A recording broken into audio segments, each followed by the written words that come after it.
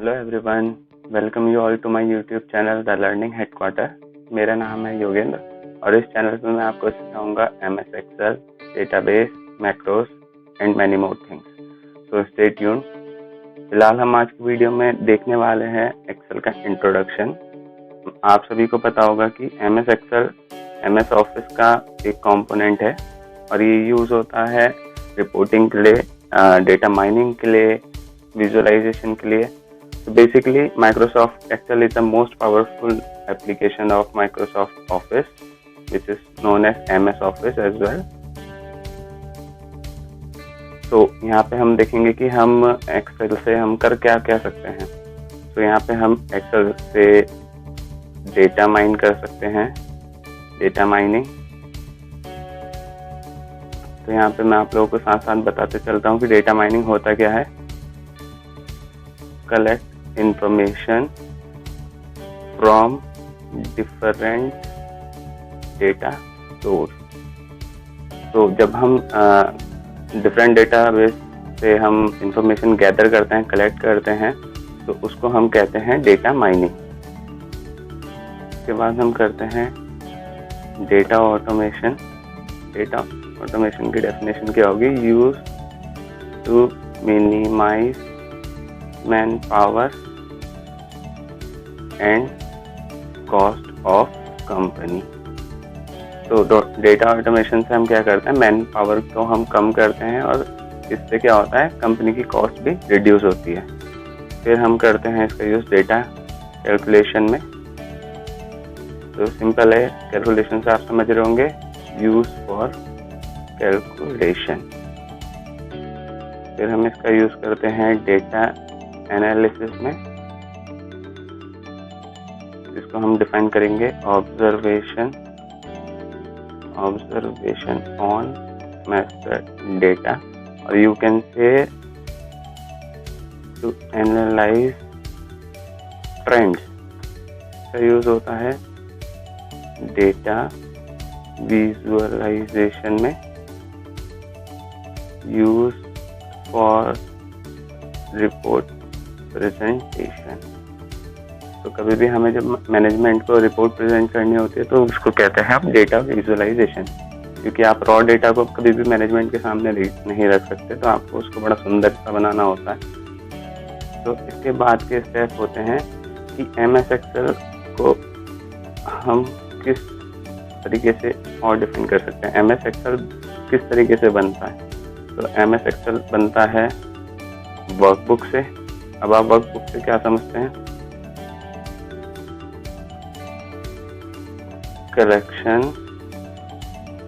Of worksheet. तो ये जो हमारी फाइल है जिसका नाम है द लर्निंग हेडक्वार्टर .xlsx, ये है हमारी वर्कबुक और ये हमारी शीट का नाम है इंट्रोडक्शन। ये है कलेक्शन ऑफ वर्कशीट। तो वर्कशीट से मिलकर बनती है वर्कबुक। फिर वर्कशीट क्या होती है? कलेक्शन ऑफ रेंज क्या होता है?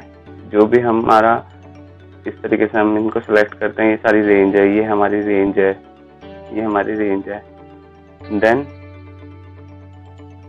रेंज कैसे बनती है? Collection of cells. ये हमारे सेल होते हैं, I guess you all know. तो ये हमारे सेल्स होते हैं, सेल्स से मिलके बनती है हमारी रेंज। ठीक है guys. Then cells, intersection of rows and columns. So ये हमारे कॉलम्स होते हैं and these are rows. So ये जहाँ भी इंटरसेक्ट करेगी वो सेल कहलाएगा। ठीक है। तो जैसे हमने यहाँ पे सिलेक्ट करा है 17 एंड यहाँ पे B, तो B17 is known as cell. तो आगे बढ़ते हैं हम कि रो क्या होता है। तो रो हॉरिजॉन्टल सीक्वेंस ऑफ सेल्स। तो जो हॉरिजॉन्टल सीक्वेंस होता है वो रोज होती हैं। सिमिलरली कॉलम्स क्या होता है? Vertical sequence of cells. जो हमारी वर्टिकल सीक्वेंस होती हैं ये कहलाती हैं कॉलम्स। आई होप यहाँ तक सबको क्लियर हो गया होगा। देन MS एक्सेल का अभी कौन सा वर्जन यूज हो रहा है, तो इसको जानने के लिए हम क्या कर सकते हैं, वर्जन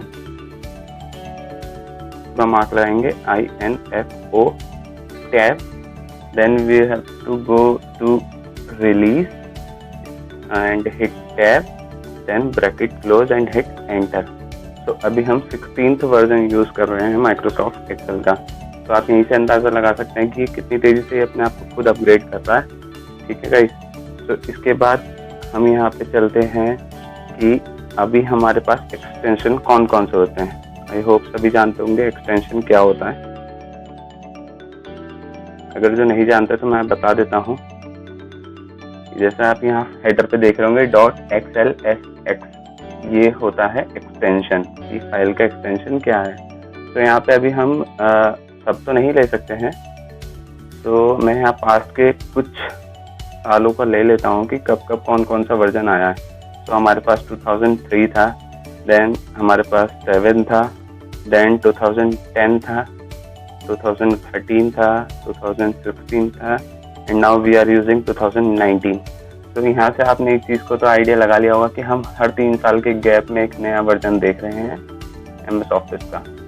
तो वी आर होपिंग कि 2022 will be the new version of Microsoft Excel. ठीक है, तो यहाँ तो वर्कबुक 3 तरीके से सेव होती है। एक होती है नॉर्मल, एक होती है मैक्रो, देन बाइनरी।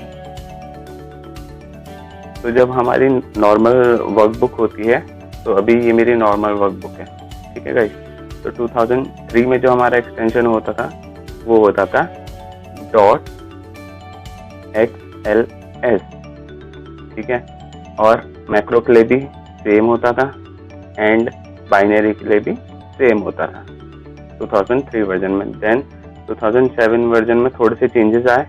यहाँ पे एक्सटेंशन नॉर्मल का चेंज हुआ .xlsx, और मैक्रोस का चेंज हुआ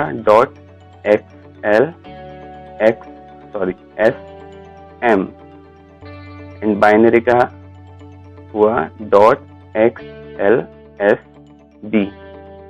तो ये हुआ 2007 में, एंड यही कंटिन्यू हुआ आपका 2010 में, एंड यही कंटिन्यू हुआ आपका 2013 में, देन यही कंटिन्यू हुआ आपका 2016 में, देन यही कंटिन्यू हुआ आपका 2019 में। तो 2003 तक ये सारे कॉमन थे, सेम थे, एंड उसके बाद हमारे चेंजेस आ गए, और अब ये हम करंटली इस फॉर्मेट में, इस एक्सटेंशन में सेव करते हैं। तो इसके हेडर से आप देख रहे होंगे कि हमारी नॉर्मल वर्कबुक है, 2019 हमारा वर्जन है। तो मेरी फाइल का आप एक्सटेंशन देखेंगे .xlsx। ठीक है गाइस, तो ये था एक्सेल का बेसिक सा इंट्रोडक्शन कि एक्सेल होता क्या है, क्या इसके कंपोनेंट्स होते हैं, इसके यूजेस क्या क्या हो सकते हैं, और उसके बाद हमें इसमें करना क्या क्या होता है। तो डेटा माइनिंग आप यहाँ कर सकते हैं, डेटा ऑटोमेशन यहाँ पे कर सकते हैं, डेटा कैलकुलेशन आप यहाँ पे कर सकते हैं, एनालिसिस यहाँ पे कर सकते हैं, डेटा विजुअलाइजेशन भी यहाँ पे आप कर सकते हैं। और ये MS एक्सेल बनता किससे है, वर्कबुक, वर्कशीट, रेंज, सेल्स, रो, कॉलम, तो इनसे मिलके बनता है आपका MS एक्सेल। और ये हमारे हो गए एक्सटेंशन। और जिसको ये फॉर्मूला देखना है, मैं आपके लिए ये कॉपी करके फाइल में ही पेस्ट कर देता हूँ। ये इसका फॉर्मूला है, सो आप कभी भी इसको देख सकते हैं। ठीक है गाइस, तो यहाँ से आपको पता चलता है version. So I am hoping कि ये वीडियो आपको हेल्पफुल लगा होगा। सो चैनल को लाइक करें, सब्सक्राइब करें, अपने फ्रेंड्स के साथ शेयर करें जो एक्सेल में थोड़ा भी इंटरेस्ट रखते हैं, और जो नहीं रखते उन्हें भी करें, क्योंकि ये ऐसा एक सब्जेक्ट है जिसमें इंटरेस्ट अपने आप आ जाएगा। सो अगली वीडियो के लिए stay tuned. Bye bye, take care guys.